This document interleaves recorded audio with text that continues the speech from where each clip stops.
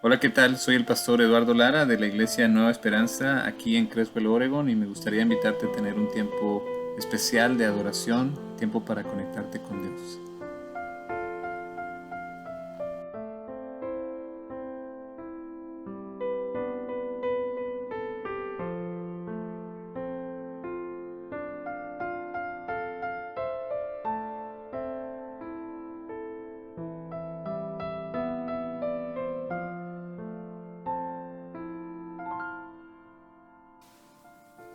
Despreciado y rechazado por los hombres, varón de dolores, hecho para el sufrimiento. Todos evitaban mirarlo, fue despreciado y no lo estimamos. Ciertamente Él cargó con nuestras enfermedades y soportó nuestros dolores, pero nosotros lo consideramos herido, golpeado por Dios y humillado. Él fue traspasado por nuestras rebeliones y molido por nuestras iniquidades. Sobre Él recayó el castigo, precio de nuestra paz, y gracias a sus heridas fuimos sanados. Todos andábamos perdidos como ovejas, cada uno seguía su propio camino, pero el Señor hizo recaer sobre Él la iniquidad de todos nosotros. Amén.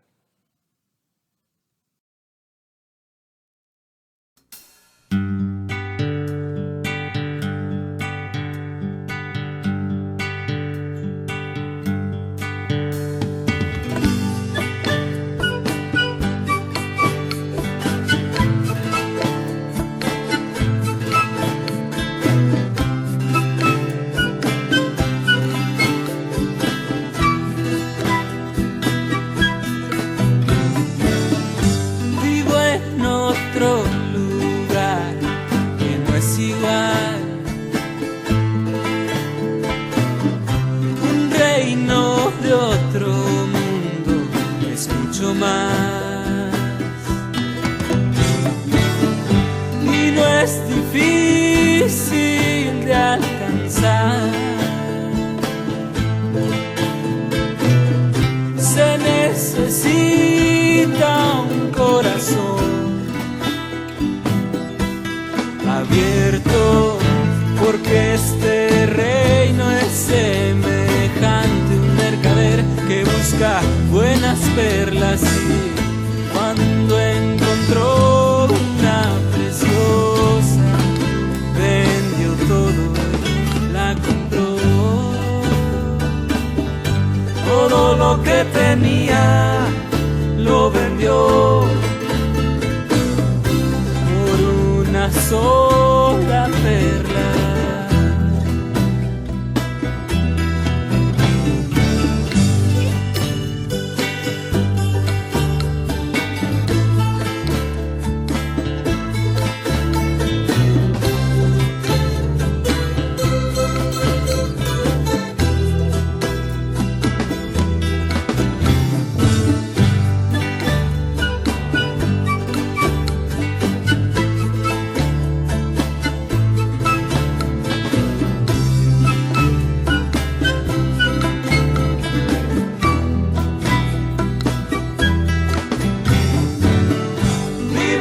Con la alegría siempre a mi lado,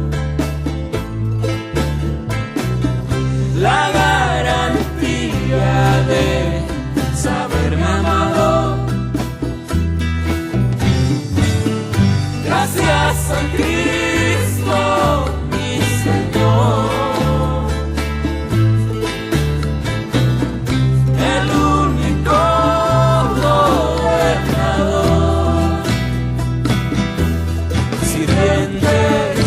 porque este reino es el único lugar donde el grande es el chico, y mi Señor me ha conquistado lavándome los pies. Donde el grande es el chico, el Señor a mí me ha conquistado.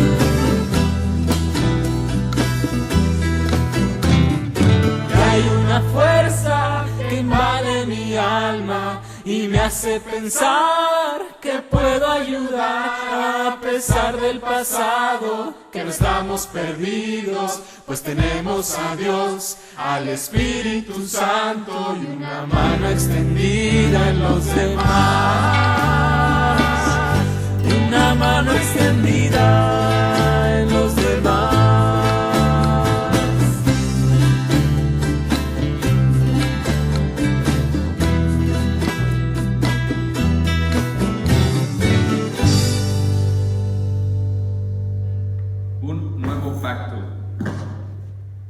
Lucas 22, ahí en el versículo 7 empezamos, dice: cuando llegó el día de la fiesta de los panes sin levadura, en que debía sacrificarse el cordero de Pascua, Jesús envió a Pedro y a Juan diciéndoles: vayan a hacer los preparativos para que comamos la Pascua. ¿Dónde quieres que la preparemos?, le preguntaron. Miren, contestó él, al entrar ustedes en la ciudad, les saldrá al encuentro un hombre que lleva un cántaro de agua.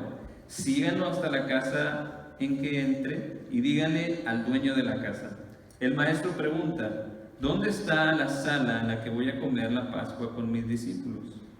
Él les mostrará en la planta alta una sala amplia y amueblada. Preparen allí la cena.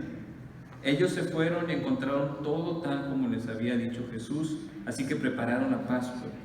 Cuando llegó la hora, Jesús y sus apóstoles se sentaron a la mesa. Entonces les dijo: he tenido muchos deseos de comer esta Pascua con ustedes antes de padecer, pues les digo que no volveré a comerla hasta que tenga su pleno cumplimiento el reino de Dios.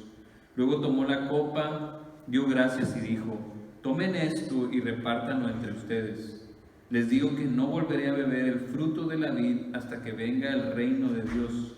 También tomó pan y después de dar gracias lo partió y se los dio a ellos y dijo: este es mi cuerpo, entregado por ustedes. Hagan esto en memoria de mí.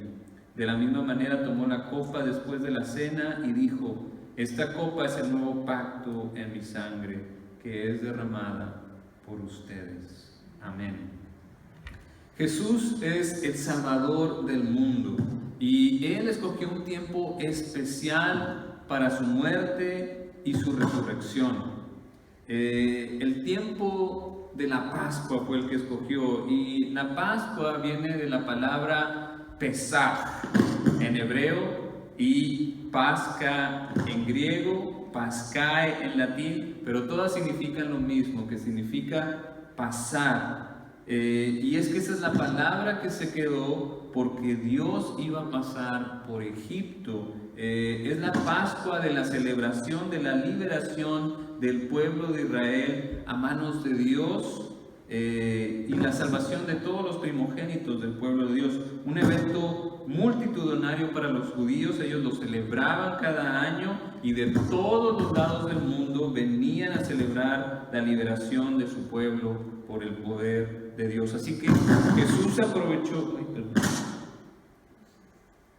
aprovechó para darle un nuevo significado a esta celebración y hacerla un parteaguas en la historia. Jesús estaba reinterpretando y cumpliendo a fondo las Escrituras. Jesús, si se acuerdan, llegó a Jerusalén en un burrito, llegó como un rey de paz, un rey humilde, pero eso no significaba que fuera débil, porque tenía ya mucha gente que lo seguía por todos los milagros que había hecho, y Jesús estaba a punto de probar una vez más que había armas más potentes que las lanzas, que los arcos, que los ejércitos. La arma del amor, el arma de la paz, el arma del perdón, el arma de la esperanza. Con eso iba armado el Señor para derrotar a sus enemigos. Aparte de que, como veíamos el domingo pasado, nadie le podía hacer frente, nadie le podía debatir, nadie podía vencerlo. A todos los derrotaba, a todos los dejaba callados: sacerdotes, maestros de la ley, herodianos, saduceos, fariseos y otros eos. Y a todos los dejaba callados, asombrados con la gran sabiduría que salía de su boca y cómo interpretaba Jesús las Escrituras. Y ahora Jesús le iba a dar un significado nuevo a esta celebración central de la Pascua. Iba a hacer una liberación ahora más poderosa de una opresión más horrible que es el pecado, y por lo tanto una liberación más plena. Pero para entender el nuevo significado que Jesús le da a la Pascua, debemos de saber de dónde viene esta Pascua. Y para eso necesitamos remontarnos a la historia del pueblo que Dios había escogido, el Dios de Abraham, de Isaac y de Jacob, que después se le cambió el nombre a Israel. Muy bien. De Jacob pasó a Israel, y por eso fue el pueblo de Israel. Y antes de que Moisés les diera los 10 mandamientos, Israel estaba esclavizada por los egipcios, que tenían un poco de falta de memoria porque le debían su grandeza a un israelita que se llamaba José, porque José le interpretó los sueños que estaba teniendo el faraón. ¿Se acuerdan los sueños de las vacas flacas y las vacas gordas? Y todo eso. Entonces eso ayudó a que Egipto creciera, pero también José se trajo a su pueblo, se trajo a su papá, se trajo a sus hermanos, y ellos también crecieron. Y entonces crecieron tanto que a los egipcios les dio miedo y los hicieron esclavos.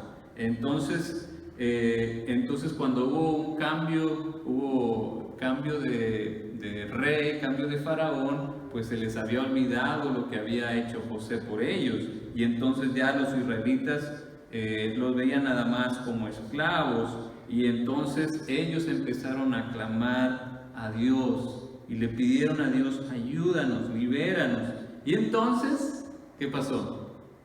Dios escuchó su clamor y fue por Moisés en la zarza ardiente, y le dijo: ve y libera a mi pueblo. Entonces él fue junto con Aarón, y el faraón no quería soltar al pueblo de Dios. ¿Y qué fue lo que hizo Dios?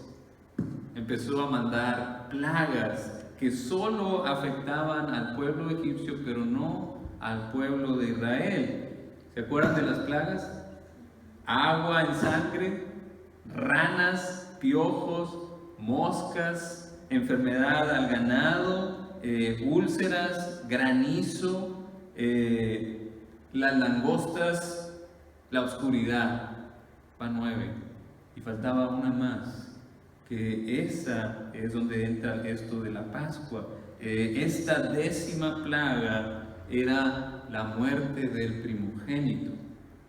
Y para esta sí iba a afectar a todos, pero Dios les dejó una instrucción específica. Está ahí en Éxodo capítulo 12, dice: en Egipto el Señor habló a Moisés y a Aarón y les dijo: este mes será para ustedes el más importante, pues será el primer mes del año. Hablen con toda la comunidad de Israel y díganles que el día 10º de este mes todos ustedes tomarán un cordero por familia, uno por casa. Si alguna familia es demasiado pequeña para comerse un cordero entero, deberá compartirlo con sus vecinos más cercanos, teniendo en cuenta el número de personas que sean y las raciones de cordero que necesiten, según lo que cada persona haya de comer. El animal que se escoja puede ser un cordero o un cabrito de 1 año y sin defecto, al que cuidarán hasta el 14 del mes, día en que la comunidad de Israel en pleno lo sacrificará al caer la noche.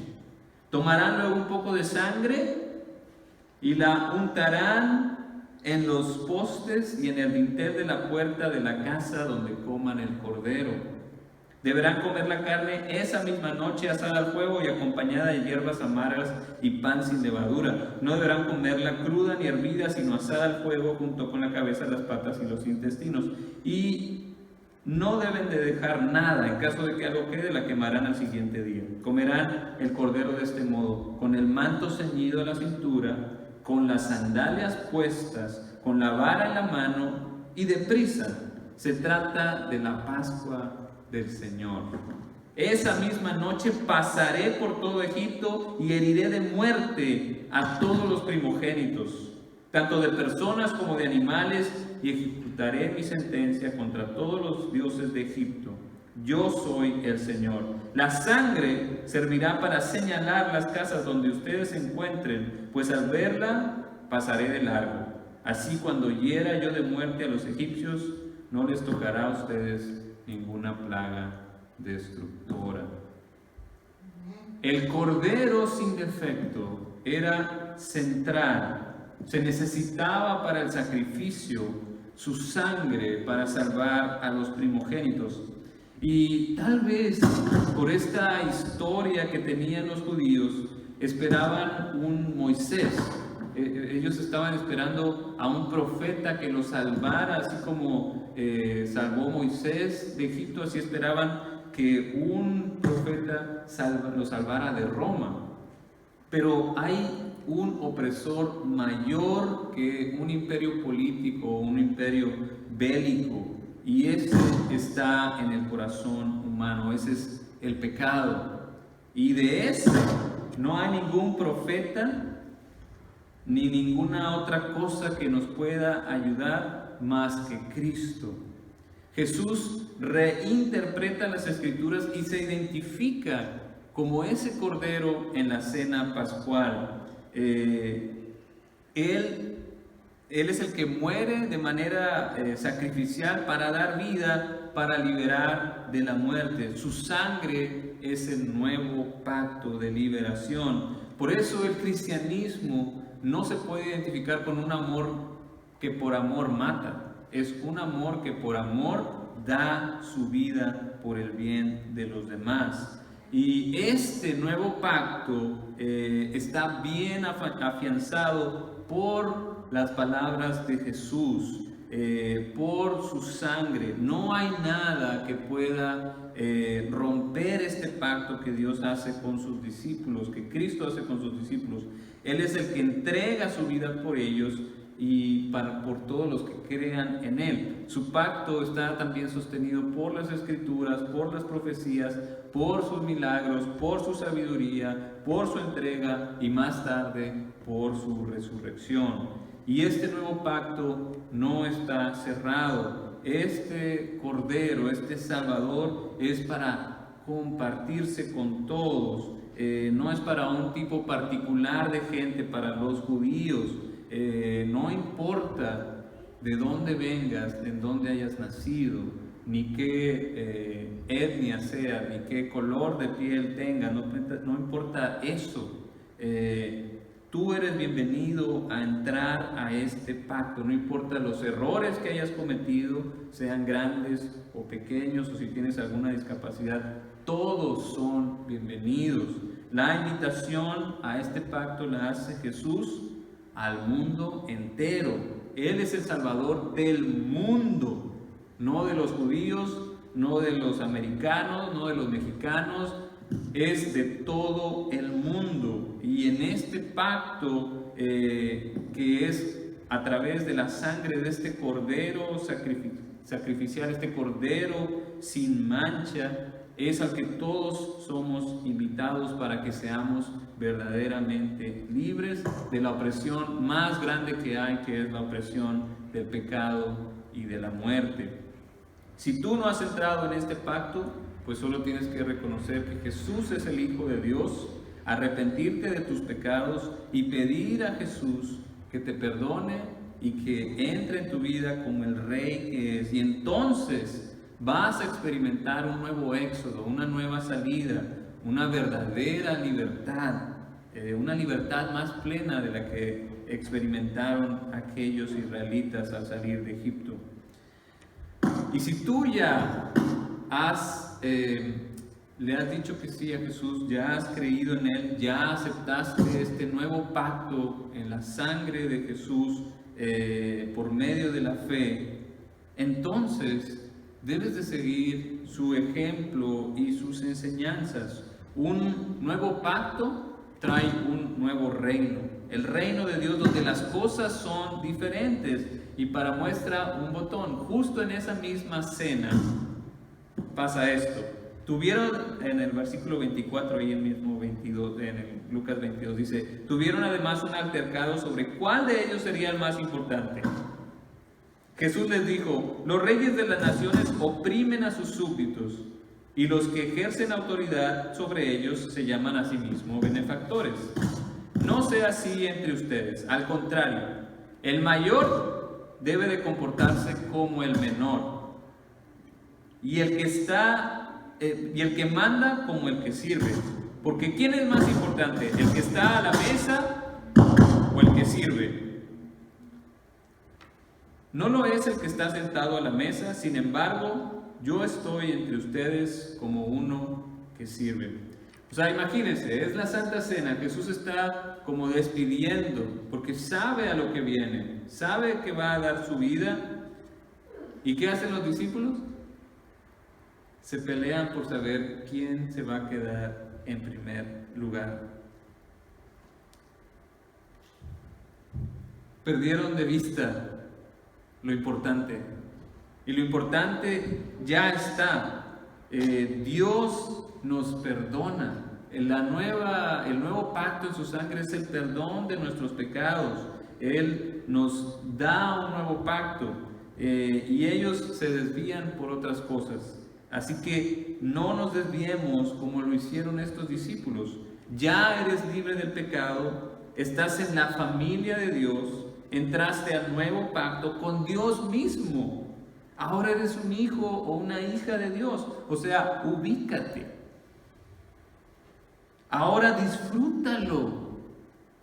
Tienes acceso al Padre que muchos quisieron y no pudieron. Tienes comunión con Dios a través del Espíritu Santo. Hay que disfrutar eso.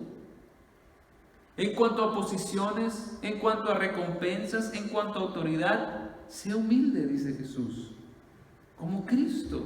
Yo debería que aquí estoy para que me sirvan, soy el Señor y yo los estoy sirviendo. Él se puso como ejemplo, Él lavó los pies de los discípulos. Por eso, no traicionemos al Señor por nuestras ambiciones, como lo hizo uno de sus discípulos. Por 30 piezas de plata, lo que valía un esclavo, vendió a Jesús. Seamos fieles, adorémoslo con nuestro mejor esfuerzo, con un amor sacrificial, no para sacar ventaja, sino con una bondad, con una actitud que refleja un corazón nuevo, un corazón libre. Disfrutemos y apropiémonos de la libertad que tenemos en Cristo. No caigamos en la esclavitud del pecado otra vez, de la avaricia, del orgullo, de la vanidad, de la vergüenza, de la culpa, de la popularidad. Más bien vivamos en la libertad que Dios nos dio con este nuevo pacto, y seamos guiados por sus mandamientos, que son una delicia, son sabiduría de Dios. Sigamos su voluntad, que su voluntad es que practiquemos el amor sacrificial, y comprometido. Porque si lo hacemos así, vamos a experimentar cada vez más profundamente esa libertad que Jesús nos dio. Vamos a tener una correcta autoestima y vamos a poder ser mejores testigos del poder de Dios, mejores hijos e hijas de Dios. Amén.